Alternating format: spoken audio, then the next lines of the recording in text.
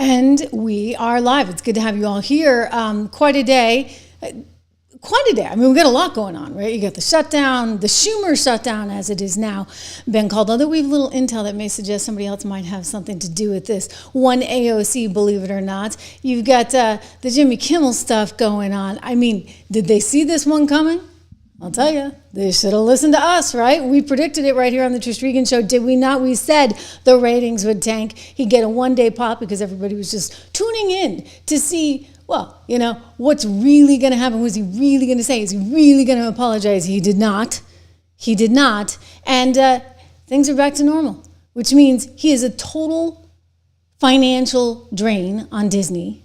Disney, which is trying to get its NFL, Disney, ESPN deal done and needs FTC, FCC, and DOJ approval for that one. I mean, it's not very good having Jimmy Kimmel on the air, especially when Taylor Swift disses you. Yeah, that just came out. Meanwhile, Donald Trump is having a field day. I mean, he is no match for the Dems. It's like, no matter what they try, it just doesn't work. For example, remember he had that little sombrero AI meme that he put out yesterday, 2 days ago. And, well, it was kind of a big deal, and some people were kind of shaken up by it, including those over on MSNBC. So we're going to be covering this story because this was beautiful.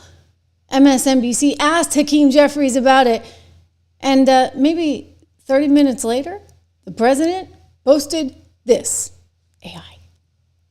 It's a disgusting video, and we're going to continue to make clear bigotry will get you nowhere. We are fighting to protect the health care of the American people in the face of an unprecedented Republican assault. Right? That's what I said. No match. Okay, by the way, we got to get into AOC because apparently she's the one responsible for the whole shutdown. You should hear what she's out there saying, guys. Senators think that we're having a shutdown because of me. They're free to enter my office and negotiate, because what we're not going to do is allow all of millions of people in this country to not be able to afford their insulin and their chemotherapy. So right. We're going to charge everybody else $1 trillion. I'll tell you, people are not happy about this. They really aren't. And we're going to get into all of that. But we begin here. Big show.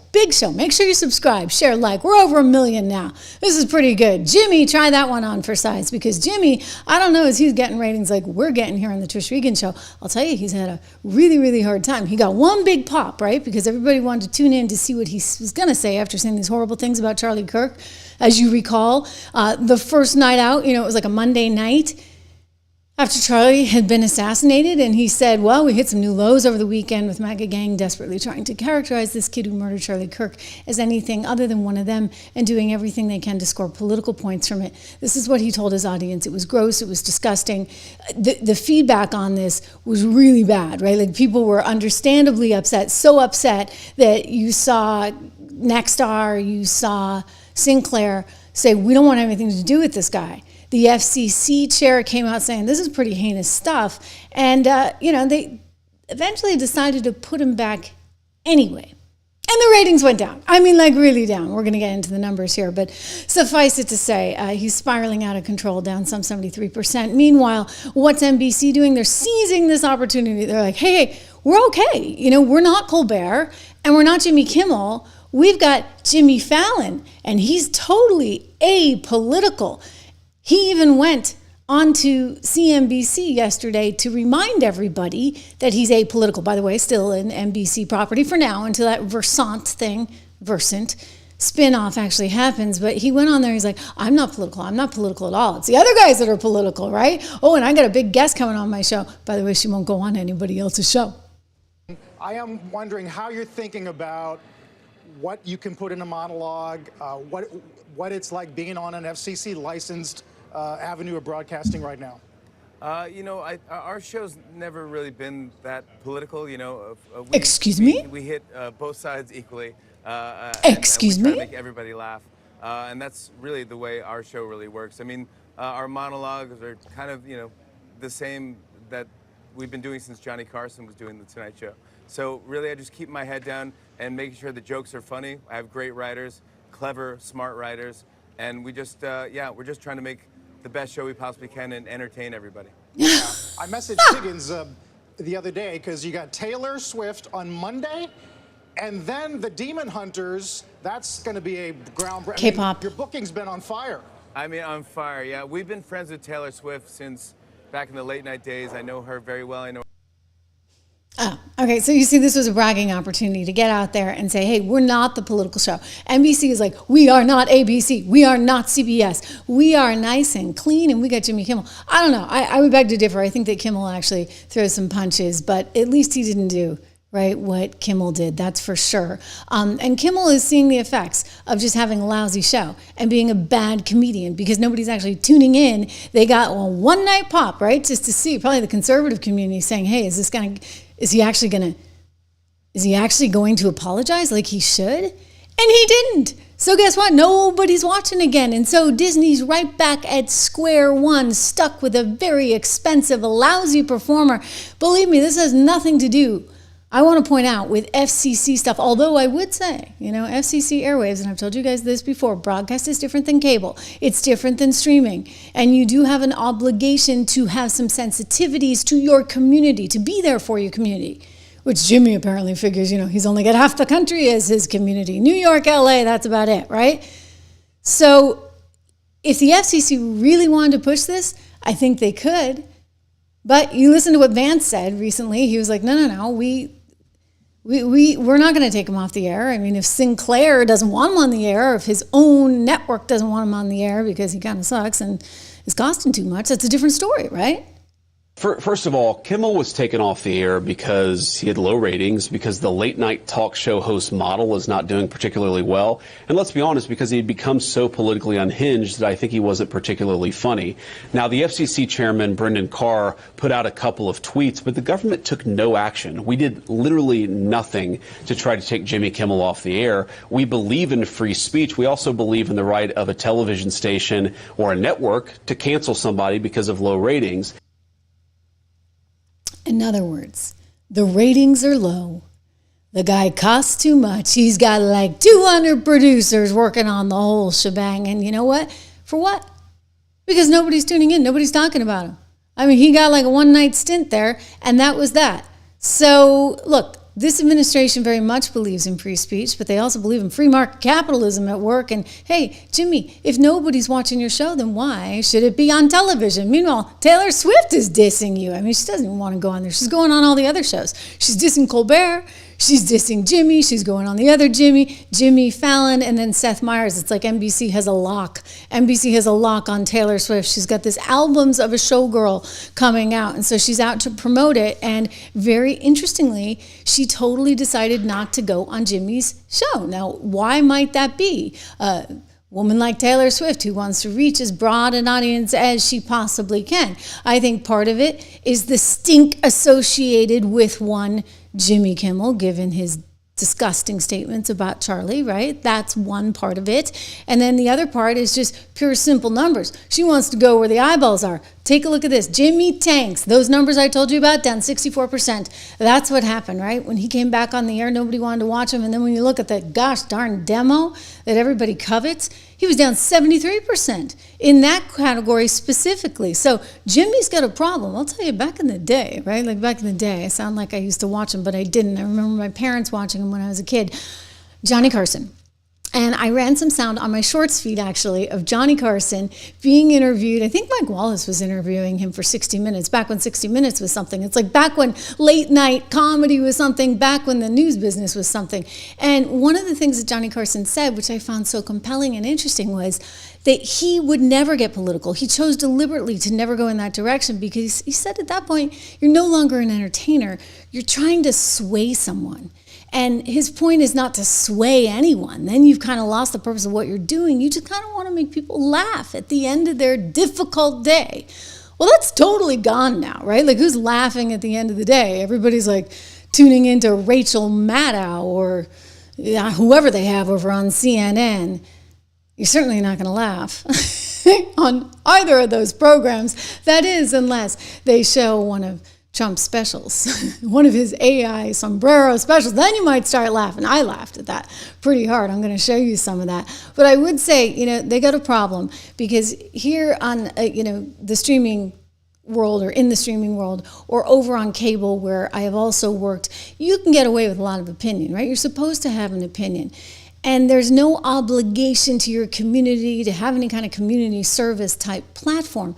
But broadcast television is still different because it's governed by acts, communications acts that were written in the 1930s. So he is actually skinning on thin ice. I mean, if he wanted, I'm just saying, if Jimmy Kimmel wanted to have a comedy show where he just attacked the right every single night, he should go over to MSNBC. I mean, maybe then they'd get a rating.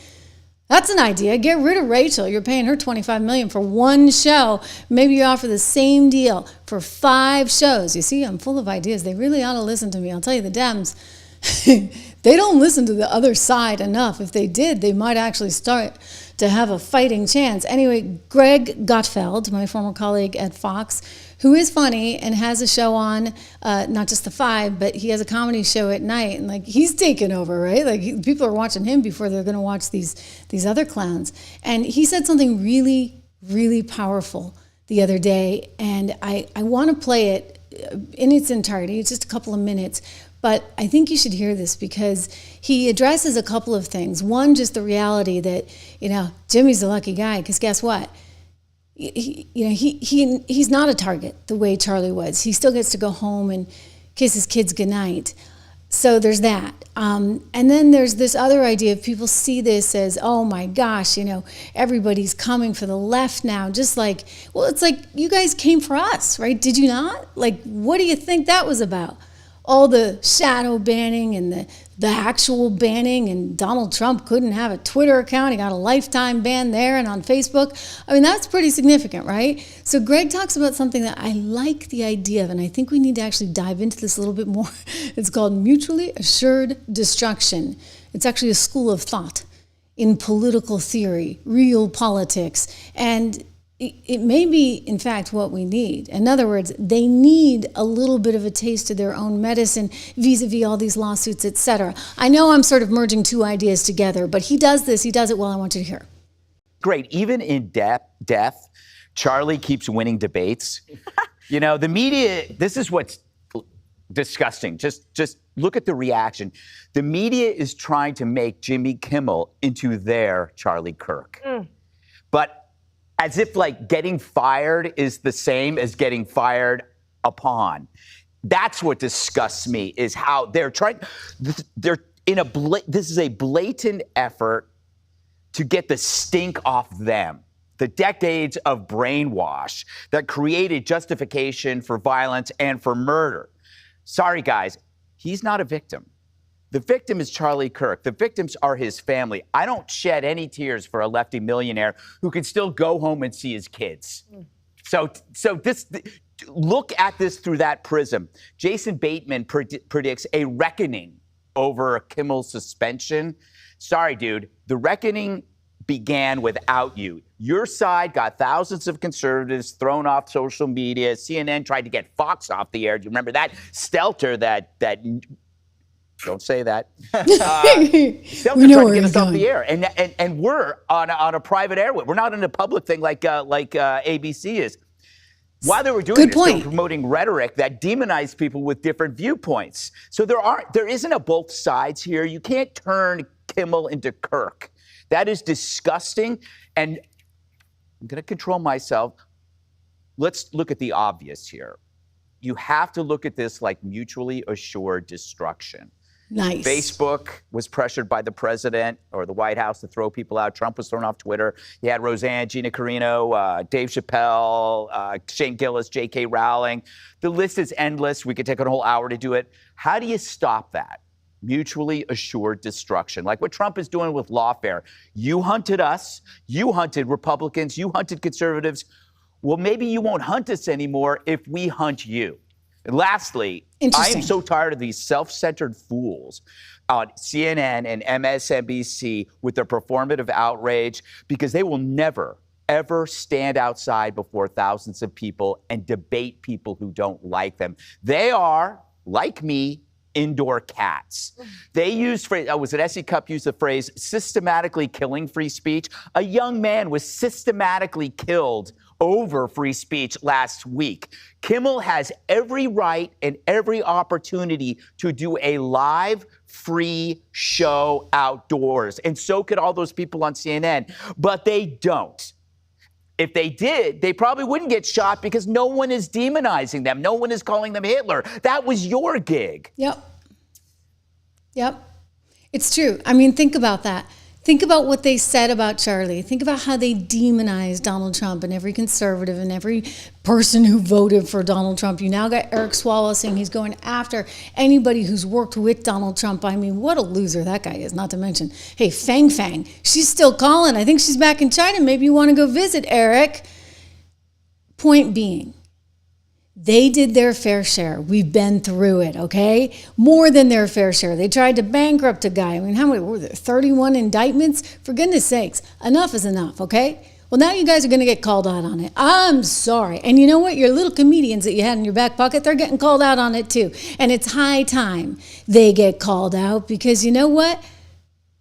They deserve it. I mean, to make fun of the murder, assassination of Charlie Kirk, a friend of mine, a colleague of mine, someone I put on air for the first time like 10 years ago. I mean, I just can't even fathom it. I don't understand. It's like, where's humanity? And then at the same time, in the same breath, they're like, oh, you guys are terrible. You guys are terrible. They're like, you don't have a sense of humor about what Jimmy's saying? Like, you don't think that's funny? Isn't it funny? You guys are terrible. You don't have a sense of humor. And then, oh, Donald Trump dares to put a little sombrero AI thing out. And my gosh, suddenly all the humor goes bye-bye right out the window because this is nothing but, a piece of total garbage. I'll tell you, the Disney host, the one who, had to pay $16 million. His network had to pay $16 million to clear up some things that he said that were actually libelous about our now president of the United States. Yeah, that would be Georgie Poo, otherwise known as George Stephanopoulos. I believe the president has another nickname for him. Anyway, Georgie Poo is all upset about this AI meme. I mean, do you really need to be doing this? He asked Mike Johnson this morning on Good Morning America, another show that nobody watches. Let me ask you about President Trump. He had another deep fake video overnight. How does that help the cause of getting a deal and opening the government? Look, the president uses social media for humor. He makes jokes. He does lots of things.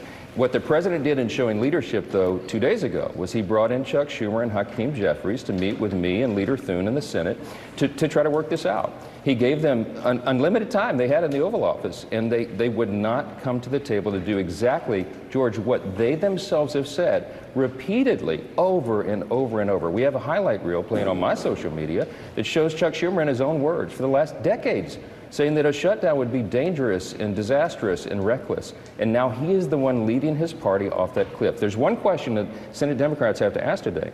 How long are they going to allow Chuck Schumer to do this to them so that he himself can get political cover from the far left corner of his base? He believes he's going to get a challenge for the Senate from AOC. That's what changed his mind. That's what's driving this agenda. And it's harming real American people. You said at the outset how many people will be unpaid. Many people will lose their jobs over this. TSA agents, the troops won't be paid. They have to go to work. They won't be paid because Chuck Schumer wants to play political games with a nonpartisan continuing resolution to keep government operating. You know, and thanks to our friends over at MRC Newsbusters, also known as, for that clip. It's sort of fascinating, right? All that he just packed in there, because the president has said, look, people will lose their jobs. This gives him a chance to do a little Doge stuff that, he might not have been able to do otherwise. So he's going to take that opportunity. So there may be workers that don't actually come back. But in terms of the workers that should be getting paid, that we want to get paid, it's not fair to them, right? It's not fair to them. We shouldn't have government shutdown. There's no reason for this. It's only because they wanted to make sure that they had $1 trillion going out to all the states, so the states could then allocate that money, and that money would go, including to illegals. And the belief is, and I get this, because you know what? We're realists here. I'm a business person, okay? Like anybody who's had to balance a checkbook or, run a payroll, like you get this. You cannot spend money that you don't have. And we really don't have it. So we're at the point of sort of no return. And if you don't get that, well, then I guess you don't know that 1 + 1 is 2. But the people that don't get that are people like AOC. It's amazing because I went back to some 1997 clips of Chuck Schumer. He was totally against immigration. You go back to the State of the Union that I ran from 95, and Clinton was like, no, we absolutely cannot have people coming here illegally. This was a big platform for them until they all came down with TDS. So this was the original meme, just to jog your memory. Remember the mariachi band after the two guys came over and they had a meeting with Donald Trump at the White House, and they went out and did a press conference, and he responded with this. Look, guys, there's no way to sugarcoat it. Nobody likes Democrats anymore. We have no voters left because of all of our woke trans Not even black people want to vote for us anymore. Even Latinos hate us. So we need new voters. And if we give all these illegal aliens free health care, we might be able to get them on our side so they can vote for us. They can't even speak English, so they won't realize we're just a bunch of woke pieces of shit, at least for a while until they learn English and they realize they hate us too. Okay, so that was the first one, right? And we should say that there could be mass layoffs right now. Trump and his team have talked about that. They're working on that in terms of Doge things. A lot's on the line, right? First of all, you don't ever want to shut down, but maybe this is an opportunity to clean house in ways that you couldn't have done necessarily otherwise. But that was the original troll. And then last night, he decided to kind of one-up it. Last night, he came out with this. Look at this. Remember how everybody's been talking about those Trump 28 hats? Gavin Newsom's like all upset because he's getting Trump 28 hats. Well, he offered the guys Trump 28 hats and then took a picture of it and then released the picture last night. So just kind of funny. It is an epic troll. He's just kidding around. But apparently the Democrats, they think we should have a sense of humor about Jimmy Kimmel, but they have no sense of humor about this. No, none at all. I mean, Gavin is like freaking out. My gosh. Remember this one from the shorts? He's got no sense of humor. You think for a second I have 24 Trump 2028 hats. His folks keep sending me. We do a little trolling. It's called we do a little trolling. Just a little. Or maybe a lot. Okay? Because I'm thinking now, this combined with, wait till you see the newest meme I'm going to show you that he released right after Hakeem Jeffries went on to MSNBC. It's pretty good to complain about how dare he insult me with that, terrible AI meme. But anyway, he put that one out, and then there's another goodie, okay? So there's another goodie coming our way I got to show you, because this is the new meme that he put out last night, late. I don't know what time. I don't watch MSNBC. Maybe the show comes on around 10 o'clock or something. It was pretty late. And Hakeem gets on there to complain about the president putting this meme up, which, by the way, if you think about it, it's kind of funny because they got MSNBC to play the meme effectively. Free media, right? Well, for all 76 viewers. They got CNN to play the meme for all their 52 viewers. And, they had some fun with it in a way that, only Trump could. I'm telling you, they are no match for him. Just no match, at least from a media perspective. Watch. It's a disgusting video, and we're going to continue to make clear bigotry will get you nowhere. We are fighting to protect the health care of the American people in the face of an unprecedented Republican assault. I think I almost feel bad for him, okay? I almost feel bad for him because it's like, they're so serious, and then it's like, boom, oh my gosh, and you can't help but laugh. You really can't help but laugh. I mean, it's a funny meme. I'm sorry. I know it's weird that a president is sending that.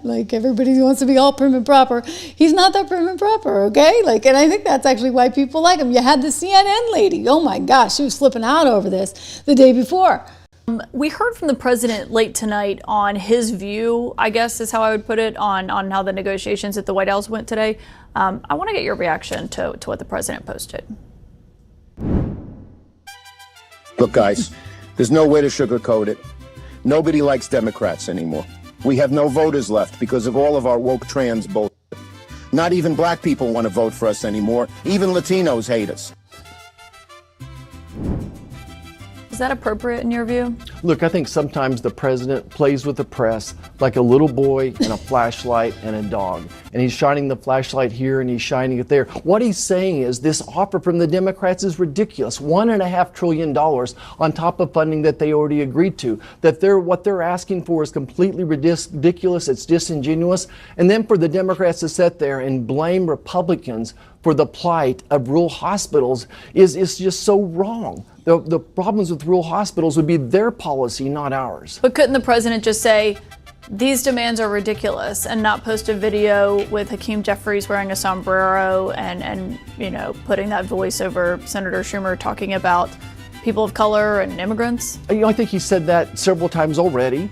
And then for them to come and not to make any really serious offer, why didn't they just say, look, let's just talk about these extra COVID-era subsidies, these extra subsidies that are costing some $35 billion a year. Let's make those just for the people who really need them. Let's go back to the original ACA and make this for people under 400%. They didn't bring us a serious offer there. Look, in my estimation, Chuck Schumer wants the government to shut down to settle a political score. Yeah. Wow. What are they thinking? I mean, you want to settle a political score? I don't know about that. I don't think it's going to get you anywhere. Like, people don't like this. If you look at the polls, overwhelmingly, Democrats and Republicans alike, they don't want to shut down.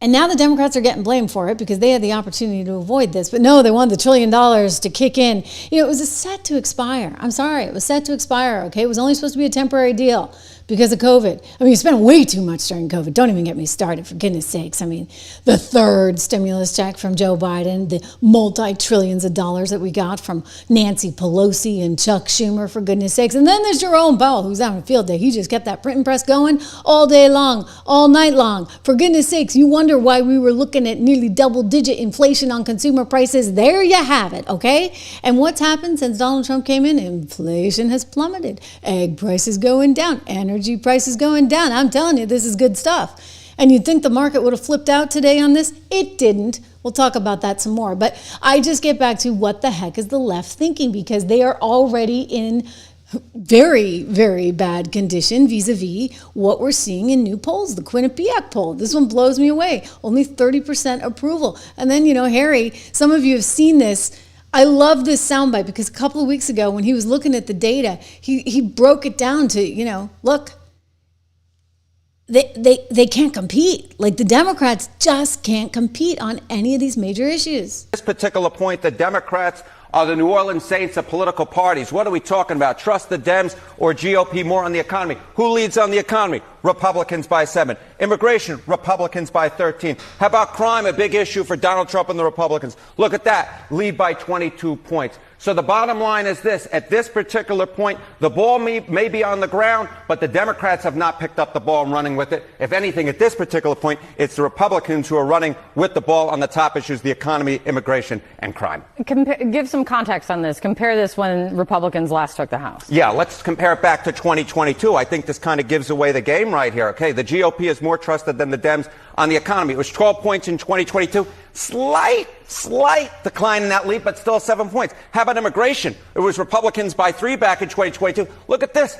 The Republican lead's actually gone up by 10 points. What are you doing, Democrats? My goodness gracious. And on crime, the Republicans were up by 13, and now they're up by 22. The lead, again, expanding by nearly double digits. So whatever Democrats are doing, it ain't working, Kate. It ain't working. Republicans have the lead on all 3 issues. What's the reason that you are finding so far that's driving this? Yeah, I mean, look, it's all about the center of the electorate, right? You win with independents, you win overall. And what do we see right here among independents? Republicans still have a point lead on the economy. They got a 10-point lead on immigration. They got a 21-point lead on crime.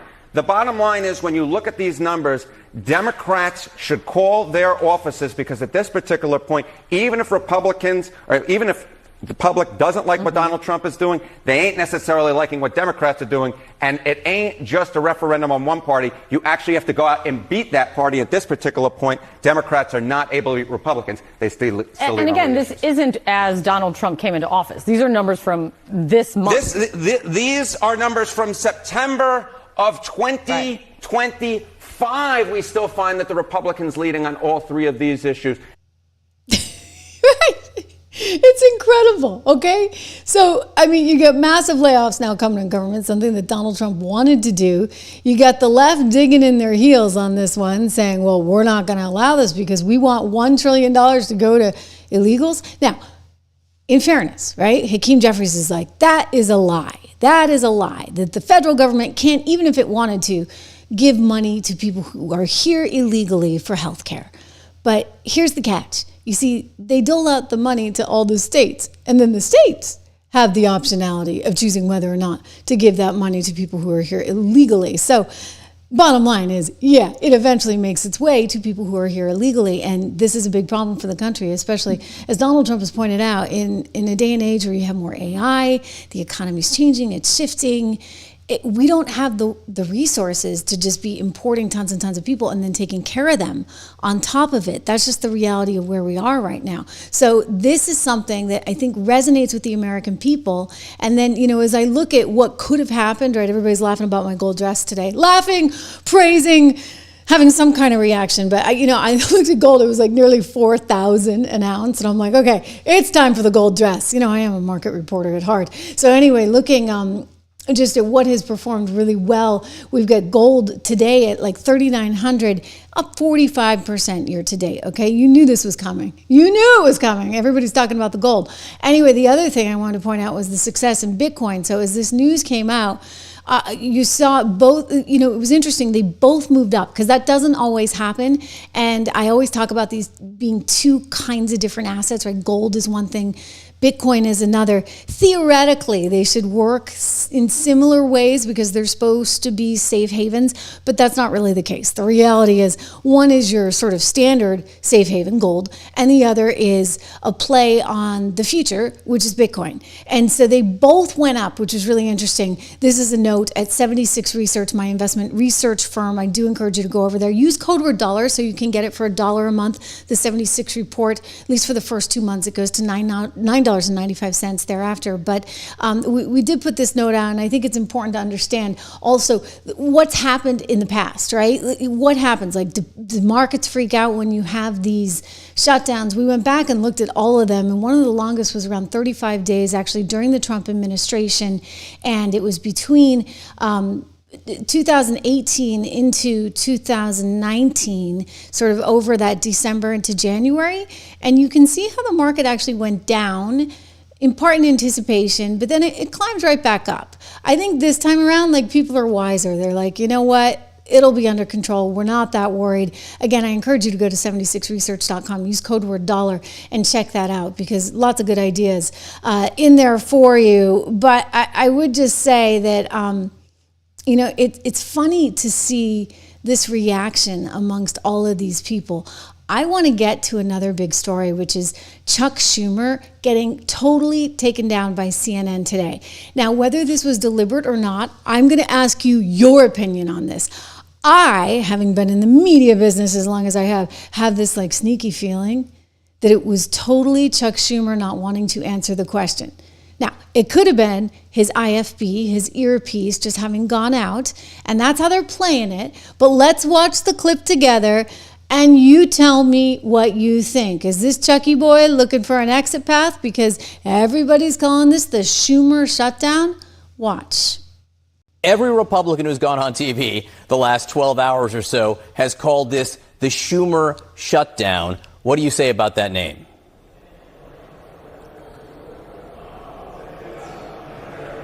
Chucky? Senator Schumer, can you hear me? I can't hear. Oh, that's interesting. Senator Schumer, can you hear me? So did you notice how he said, I can't hear? As soon as the anchor said, can you hear me? I mean, that's just sort of my little suspicion. Do you not want to answer that question?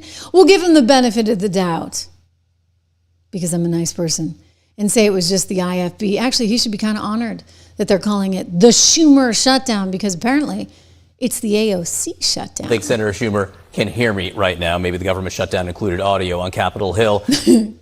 No.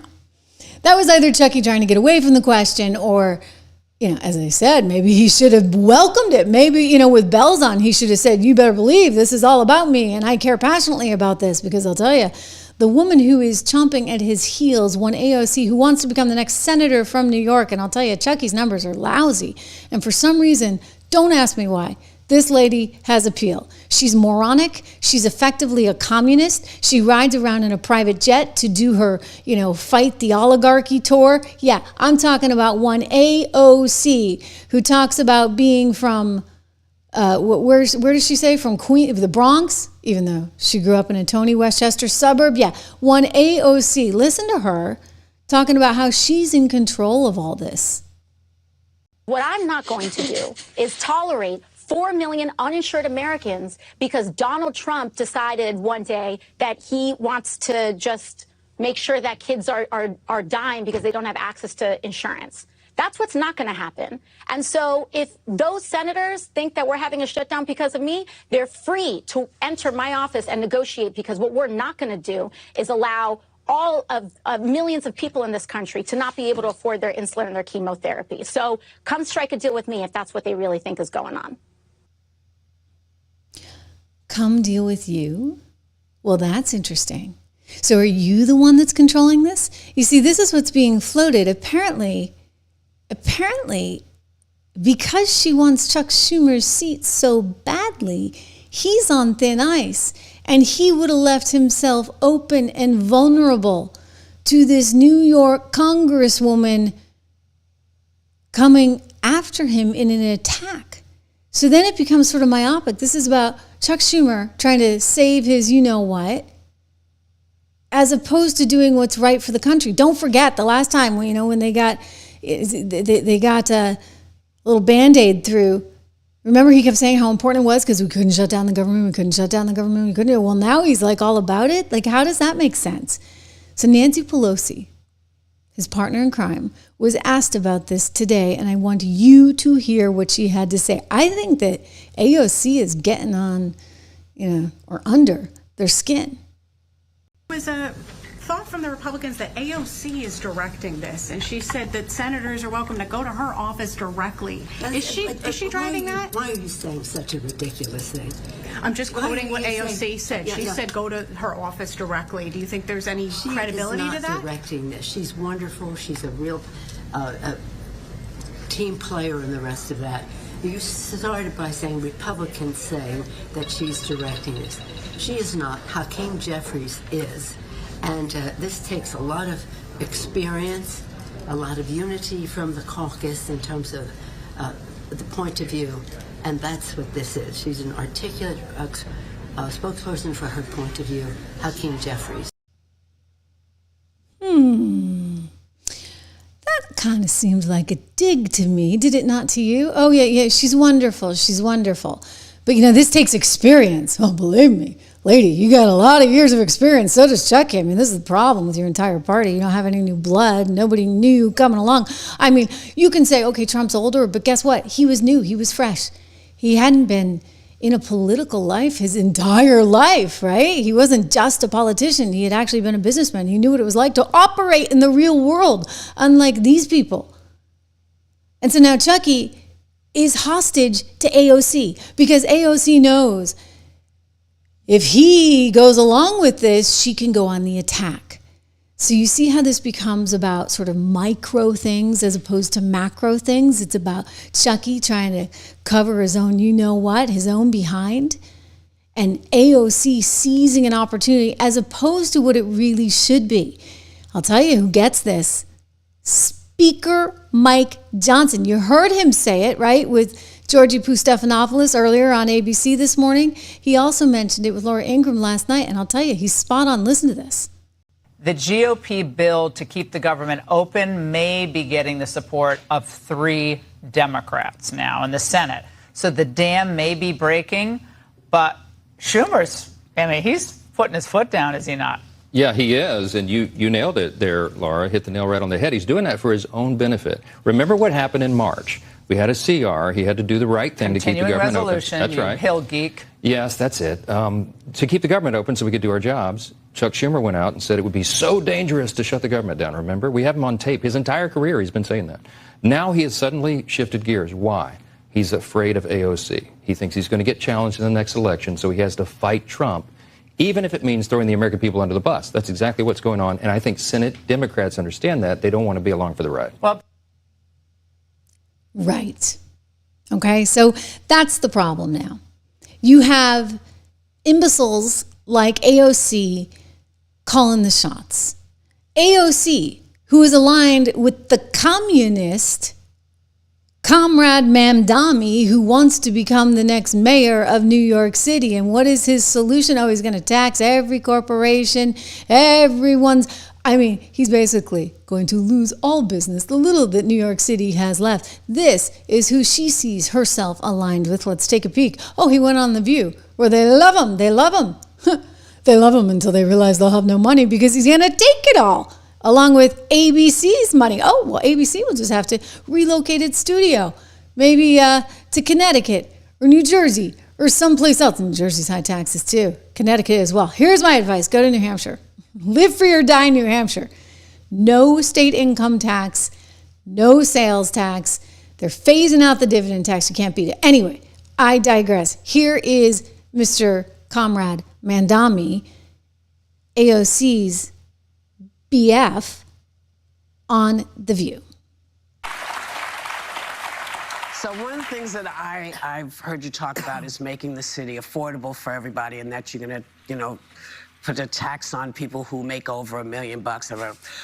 But what I want to know with an is... exception for Joy. Think again, my friend. But listen, on day one, why aren't you going to big corporations like Amazon and Google and making sure that they pay what could really help the city raise up and get us where we need to do? Because I need to hear somebody say, because it's the thing nobody says. They say, oh, we're going to make people pay, but they're not clear. They came in, they said, we're going to make these jobs, people are going to have these, they're going to have work, but then they had to fight to unionize because they're not getting paid enough. Absolutely. So I don't understand why the focus, if the focus is for New Yorkers to be lifted, and New York State to be lifted and put in the right perspective, why the focus isn't on the companies that could be doing a lot more for the places have their places, but it doesn't happen. Instead of the individual, or including the individual tax base. You mean corporations should... As I said, Amazon and Google, corporations who don't seem to pay the same kinds of taxes everyone else pays. Look, if you were running for mayor, I'd be voting for you. Because I think, Whoopi, to your point, the corporate greed that we're seeing in this country, it cannot be separated from the level of inequality that people are living through. And one of the key revenue proposals I've put forward, our agenda from the day we started was about freezing the rent for more than 2 million tenants, making the slowest buses in the country fast and free, delivering universal childcare. So no longer would a family pay $25,000 a year just to find childcare for one kid. And what we've said is that two of the main ways we'd pay for it, one of them would be to raise the top corporate tax rate. This is a corporate tax rate that applies to the most profitable companies that do business in the state, like the ones that you've named, to that of New Jersey. So it would just match that of our neighbor, 11.5% that they have over there.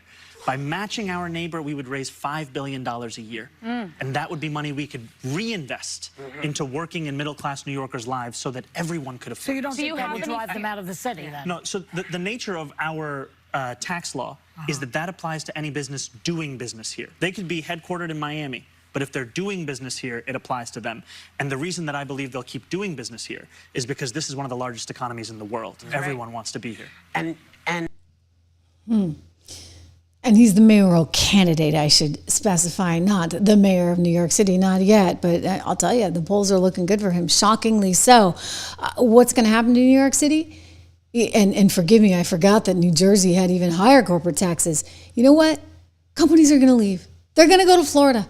They're going to go to Texas. I mean, you've already seen a massive migration, have you not, to Florida, including in the financial services sector? Who the heck needs it? I mean, you're going to live in an unsafe city where, let's not talk about what has happened on the subways. Thank you very much. Kathy Hochul couldn't even remember the victim's name. You know what I'm talking about. I just don't want to get too graphic. And it's been a tough couple weeks, right? But it is awful what is going on in New York City. The crime is awful.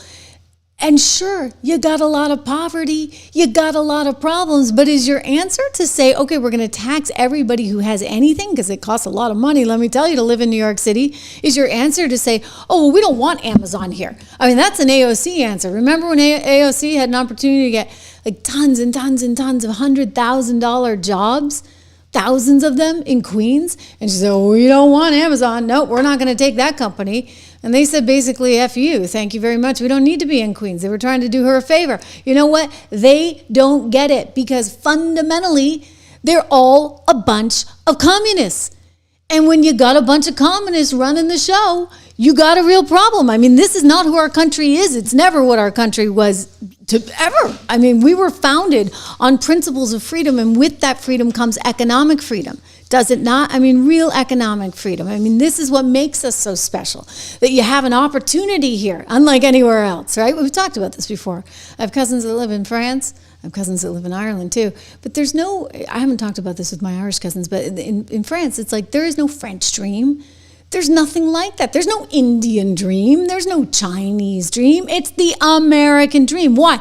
Because we set up structure thanks to our brilliant founding fathers that allows for the protection of you as an individual, that allows for the protection of your property as well. You can't have a Mamdani or an AOC coming along and trying to take it all.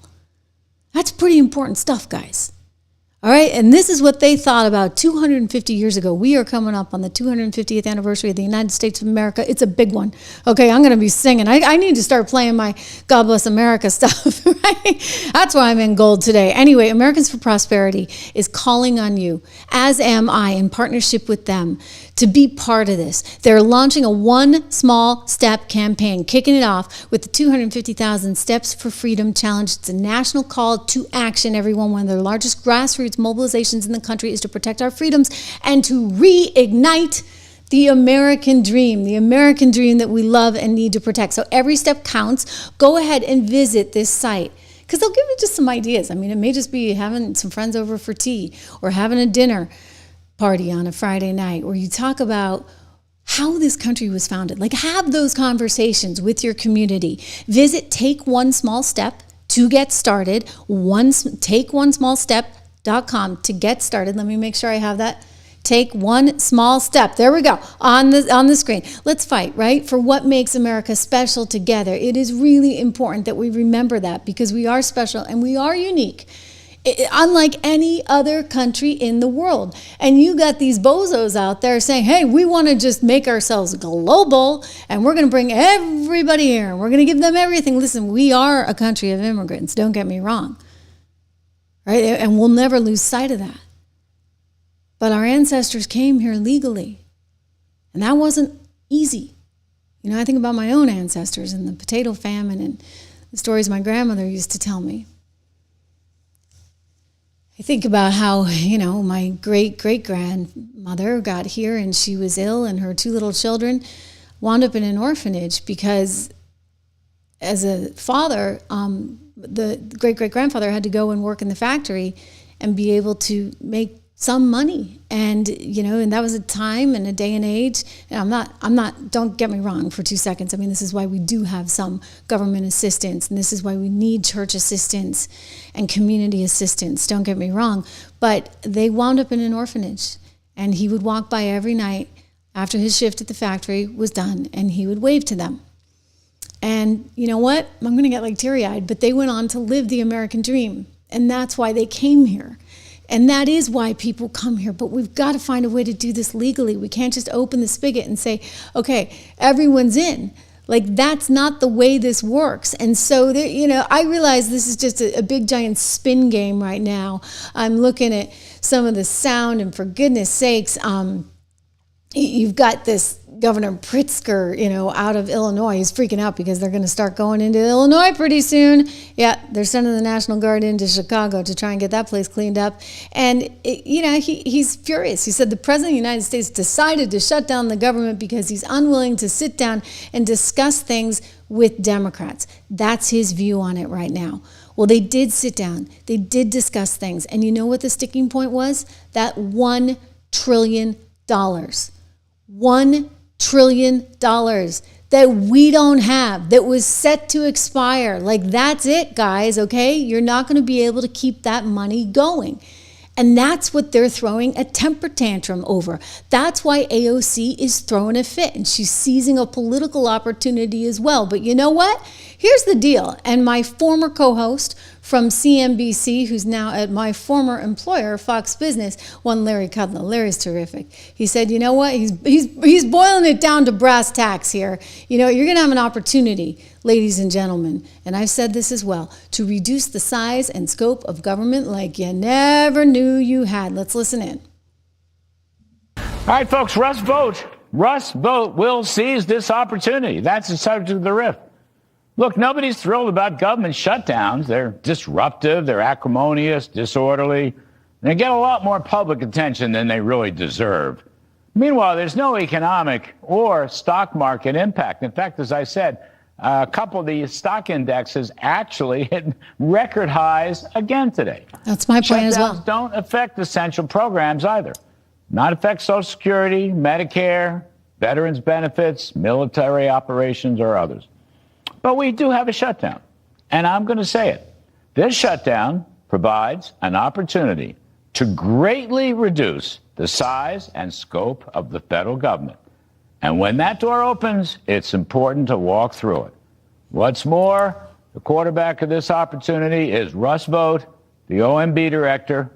I can't think of a better person to be in that exact spot at exactly this moment.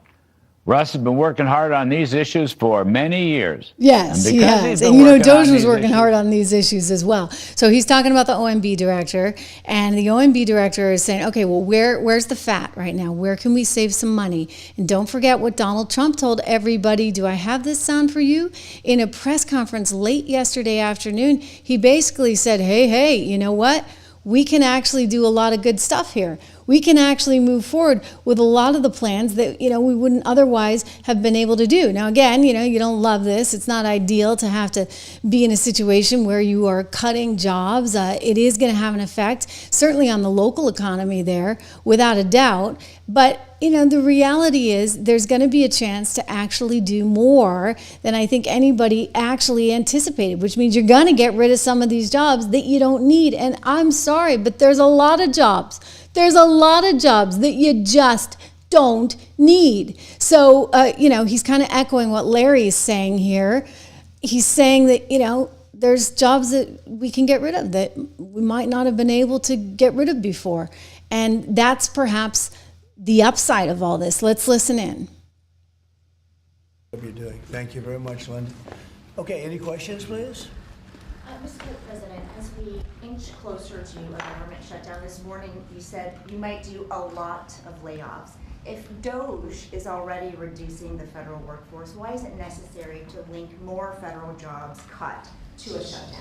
Well, the Democrats want to shut it down, so when you shut it down, you have to do layoffs. So we'd be laying off a lot of people that are going to be very affected, and the Democrats, they're going to be Democrats. As you know, this country, no country can afford to pay for illegal immigration, health care for everybody that comes into the country, and that's what they're insisting. And obviously I have an obligation to not accept that. That would affect everybody. You know, when I see what we're doing with AI and all the plants that are opening up in the country, $17 trillion is coming. And if you compare that to Biden had, in 4 years, less than $1 trillion. We have 17 trillion, more than that. I think it's going to be much more than that, David. By the end of this year, I think it's going to be far over that. It's a record. It's already a record in 8 months. It's a record by a lot.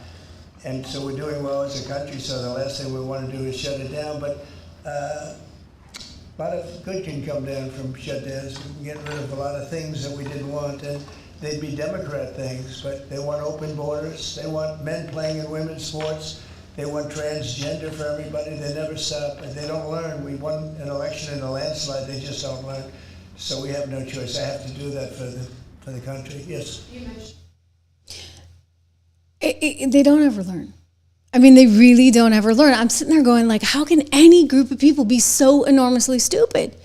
I mean, the trans sports, I'm sorry, forget about it. Like, you just lost the whole country with that one, except for some weird minutia of academics. Okay, academics don't control the world. Guess what? Donald Trump won the popular vote. and he won the Electoral College. And right now, when you look at these numbers, he's winning, winning, winning again because he stands for something. And people do want law and order. And people, again, nothing, we recognize we are a country of immigrants. Let's find sensible ways to do this. Let's strategically say, hey, you know what? And not everybody has to have a PhD, but we need, say, nurses, and we need, dishwashers, and we need drivers, and we need people in the sciences, and we need computer engineers. Like, let's actually have a strategic plan where we say, we're going to do X, Y, and Z, and then we go out and find those people, and we recruit them, and it's a process, right, to get into the United States. Instead, right now, it's like, come one, come all, and we'll give you free everything. I mean, hey, when you get the Roosevelt Hotel with daily maid service, and a $300 card to go buy your ethnically appropriate food every single day, who wouldn't want that, for goodness sakes? Who wouldn't take that deal? So we're in a situation now where, the government shut down. Listen, here's the good news. Anybody on Social Security or Medicaid or anything, the programs are all going to stay there. That's not getting cut. But the reality is we do have an opportunity to kind of look long and hard at what else is there and what should go, and what really ultimately our government should be. Because if you have a view of government as being limited in scope and really being there to say, secure the country and defend the country, then that limit would actually mean that in good conscience you couldn't say, okay, we're going to give $1 trillion to all these states for all these various healthcare programs that we have no control over. No, you would leave that up to the states, would you not? For them to try and manage it. But that's not actually what's going on here. It's disturbing to see. I want to play another clip of Mike Johnson, this one here on CNN, and he's sort of explaining what's going on with Chuck Schumer. You look at these poll numbers, again, being so disastrous, absolutely disastrous for the Democrats. It's hard to even comprehend how anybody could make so many bad decisions over and over and over again. But sure enough, they did. And you know what? They're feeling the pain, right? They're feeling the pain. But let me get to this, because as we talk about AOC directing all of this, and I have a big feeling she is quite a big reason behind all that we see going on. Let's hear a little bit more from Mike Johnson. He's the one who originally brought that up in a segment he did on CNN. Once this goes into effect, which is after the midterms, people will feel cuts who are not necessarily... Yeah, those young able-bodied men who are sitting at home playing video games? That's a big portion of it. Not just them. Look at the studies. Look at the studies. But when you see the $1 trillion that they do want to put back into this, you don't think that what they are doing is politically palpable for even a lot of people in your district? No, there's one reason and one reason alone that they're making this argument. They will see cuts to Medicaid. Here's the motivation. Let's just cut to the chase. Chuck Schumer is doing this. The reason he switched his position that he's had for 30 years right now and doing the exact opposite that he said in March of this year, as recently as March, is because he is in political jeopardy. He's afraid he's going to get a challenge from his left flank, and AOC or someone else will run against him for his Senate seat. So Chuck Schumer has to put up a fight and pretend that he's fighting the president, fighting Republicans. I've been in this town maybe even longer than you, and so I've seen politics played on all kinds of things. That's fair, but I'm telling you what's happening right now. I want to talk about something you said this morning about Chuck Schumer. You said Schumer has now handed the keys to the kingdom. I'm just going to jump in. I mean, was that not awkward? She's like, I know more than you, buddy. I have been in this town longer than you. And he's like, no, I'm actually trying to give you the read of the room for the here and now. And then she's like, well, I'm going to move on to something else. I mean, that was really, really awkward. You could just feel the tension in the room. Way to go, Mike. The executive branch, and that a shutdown can provide an opportunity to, quote, downsize the government. I just want to be clear. Do you think that the OMB, the executive branch, should use this shutdown as an excuse to permanently fire federal workers? Well, I can tell you right now, the president has been a benevolent president. He is mitigating the harm right now. OMB has not come out of the blocks and fired a bunch of people. That's not what's happening. But do you think they should? Well, it provides an opportunity. Chuck Schumer has provided the Trump White House with an opportunity to downsize the government on priorities and policies and personnel that they deem to be non-essential. Now, Chuck Schumer has very different priorities about the federal But what's government your than priority? Republicans. You're the Speaker of the House. You can I say certainly want to downsize the size and scope of the federal government. So you think that the people who are maybe furloughed right now, or even working without pay, should be on the chopping block for permanent dismissal? I wouldn't say that, because the people that are furloughed right now are hardworking American federal workers. Who should be fired during the shutdown? I don't know. You'd have to show me a proposal of what is being presented. I don't have a proposal. I don't have it asking you. either, but I have a conference call with Russ Vought at OMB in about 2 hours, and we're going to ask him about the details of that. Whoa! So again, you're going to have massive layoffs coming. Russ Vought is working on it. And Doge had already done a lot of work on this. And they kept running into roadblocks, but now apparently you're home free. You can get rid of a lot of people that you don't need. So maybe that's going to save a lot of money. I think taxpayers would kind of like that. Again, we're not for anybody losing their job, but when you look at where the USAID money was going, for goodness sakes, that's your hard-earned tax dollars, right? That were going to the Trans Opera in Colombia. I mean, and this is coming from someone who likes opera, okay? But the Trans Opera in Colombia, like, what is USAID tax money going to that for goodness sakes? Or the trans comic book. I mean, there were a lot of trans things. They were really pushing that agenda, which was like the most stupid agenda, like of all agendas. Like, I mean, that one I'll never. I mean, the history books will be written about that, because that was the most stupid move they could have ever made. Truly, could have ever possibly made. I mean, what did they think? They were going to drive the whole country crazy? They kind of did. I mean, when you think of the vitriol out there. And Jimmy Kimmel's part of that. His constant anger, as we began this show talking about ABC and how Disney's kind of in a tough spot right now because they brought the guy back thinking things were going to go okay. They got a one-night bump, as I told you they would, and that was that. Ratings are still tanking, just like the Democrat Party is tanking. Okay, so we're going to get through this, and I'm sorry to members of the military, for example, that are still having to work and they don't get paid. It's not right. It's not fair. But would it be right and fair to say we're going to charge taxpayers another $1 trillion because we want all this USAID money for the Trans Opera in Colombia or Peru, wherever the heck it was? Do we really want to be doing that? Do we want to give USAID money to, I don't know, Politico, which was the place that they chose to release that letter with the 51 ex-spooks that decided Mike Morrell, former deputy director of the CIA, that they were going to try and thwart any nonsense about this Hunter Biden laptop, which was for real and was being investigated by the FBI. And yet they came out with a letter saying exactly the opposite. I mean, it's like March 2020 when they came out with lots of letters and mandates saying exactly the opposite. I mean, they have had their way over and over and over again. They shut down the other side. I realize that Trump is kind of vocal about things. Perhaps he shouldn't be so vocal. He just speaks his mind. Biden, on the other hand, if he had anything to do with anything, because that's certainly debatable given his mental health challenges, mental decline challenges, there was a whole team working behind the scenes to make sure that they shut up other people. And they did so really effectively. I mean, for goodness sakes, taking the president right off of Twitter, taking the president off of Facebook, making sure that certain viewpoints could not be heard. You heard Mark Zuckerberg told the entire story to one Joe Rogan about how the Biden administration was putting so much pressure on them. Well, it wasn't just the media that they were putting pressure on. It was also the financial community. It was also banks.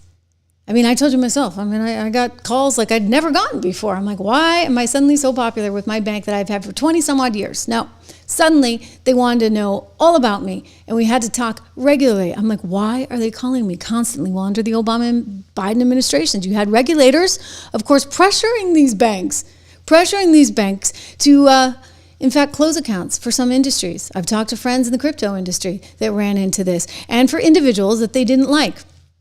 I mean, we've heard that the Trump family, I can confirm that, members of the Trump family could not get bank accounts. It's nuts, right? So this was all politically motivated. It was called debanking, and it happened, and it trampled on the freedoms of everyday Americans.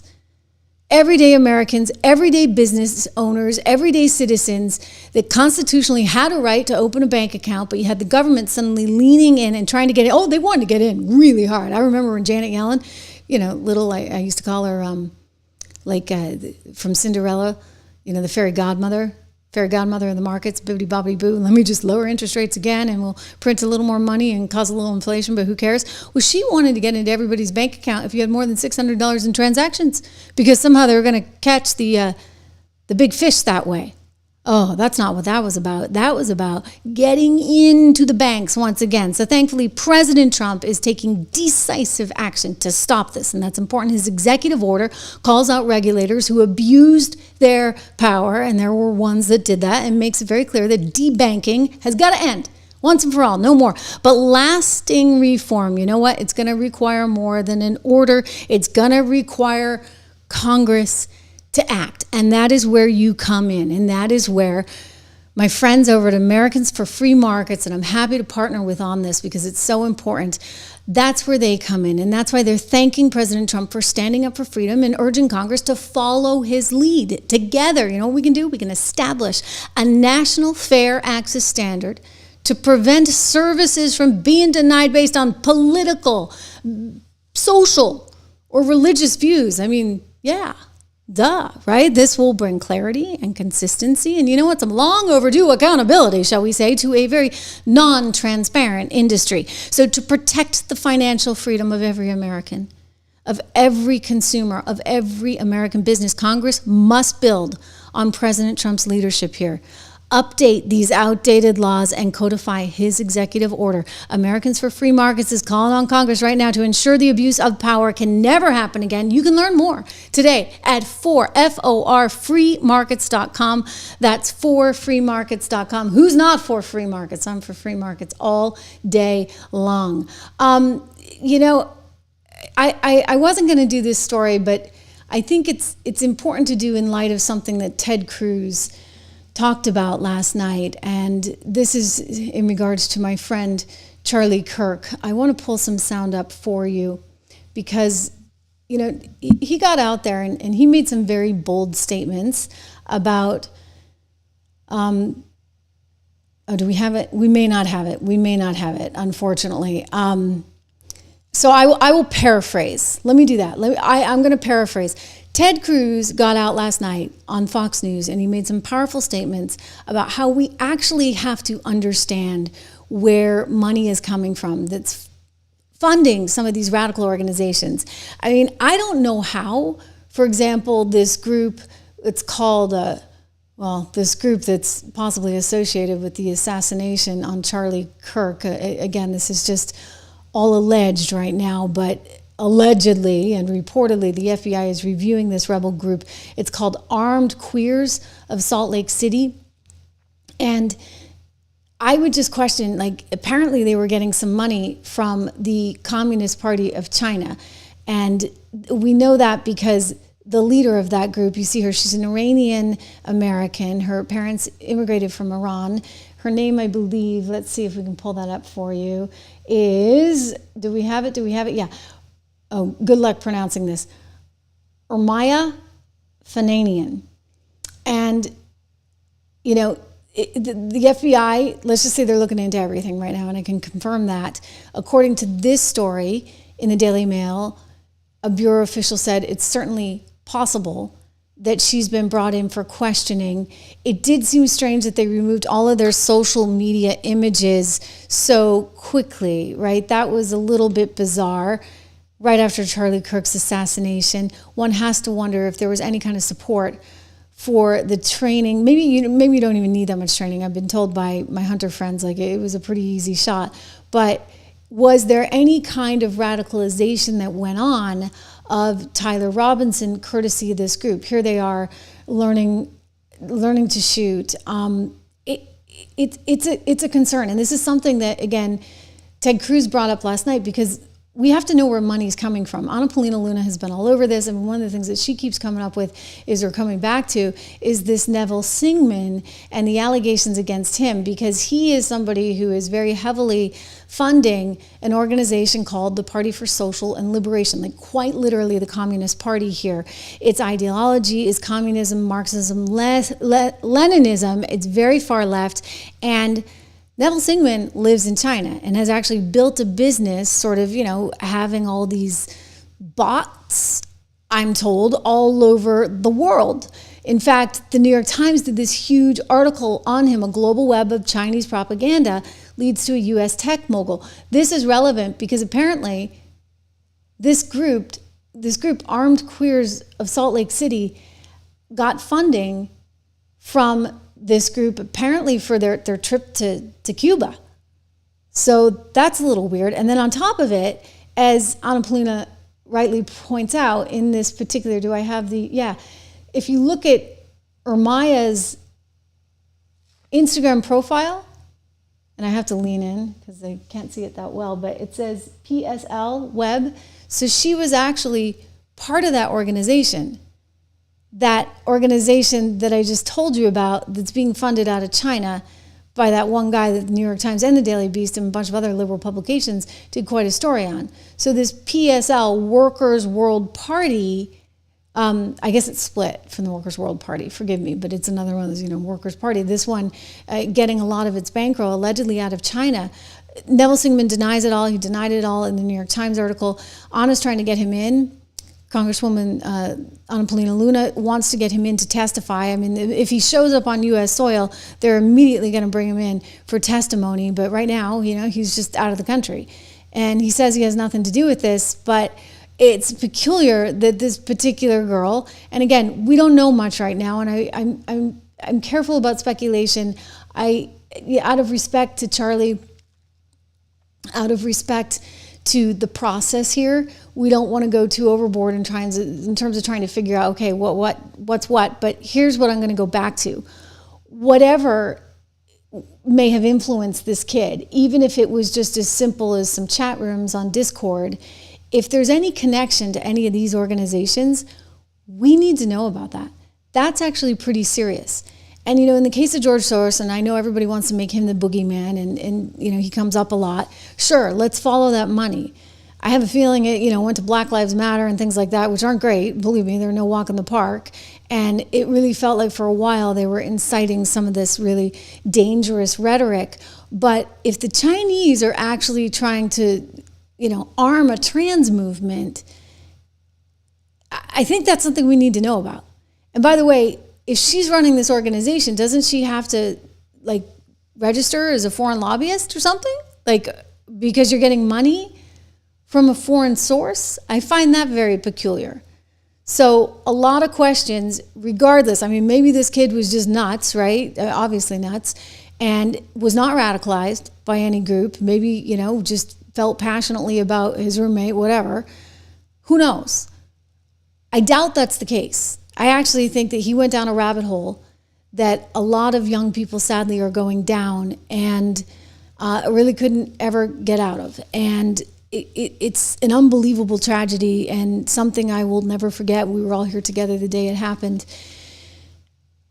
And there's not a lot to say other than we've got to shore this up, okay? So if we've got foreign actors trying to manipulate our kids, our young people, our universities, no more. We're serious about this. We want you all out. And the FBI is going to find out exactly what went down, not just with Charlie Kirk, but any foreign organization that is trying to manipulate our young people in a negative, bad way. We don't want that. And we're going to find you. And we're going to find all the people that you're funding. And it's going to end. I want to remind you guys to subscribe to the show. I love having you here. We've been doing great. Just doing great. Thank you, thank you, thank you for all you do. And Don will be very happy because I think we got over 1,000 likes. So leave a comment. If you're watching this on replay, leave a comment. I do read them all. I'll be back with you live again tomorrow. Thank you for subscribing to the Trish Regan Show. Make sure you do that. If you haven't seen me over on Spotify, go check that out as well. We're on video there too. This one's live on YouTube. I love all of you. Thank you so much. I'll see you tomorrow.